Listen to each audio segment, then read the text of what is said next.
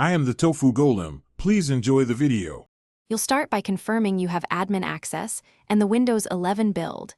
This matters because some fixes require elevated rights.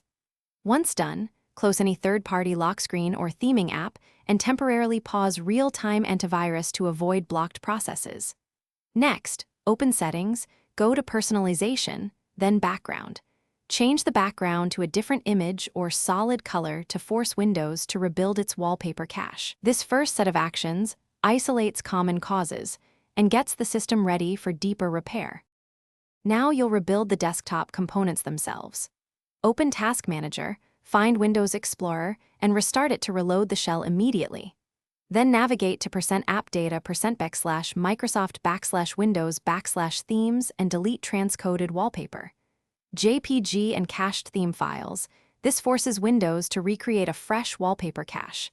Make sure the theme service is running and that Desktop Window Manager, DWM, EXE is active, since both serve images to the display. After clearing cache, reapply. Finish by repairing system files and drivers to catch deeper faults. Run sfc/scano and dism restore health from an admin command, prompt to fix corrupted system resources that can break wallpaper rendering. Then update or reinstall GPU drivers via Device Manager. If the problem began after a driver update, roll back to the previous version. Reboot and reapply your background.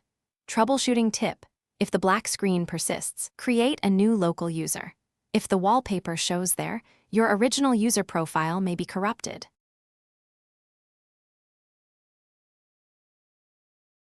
Thanks for watching.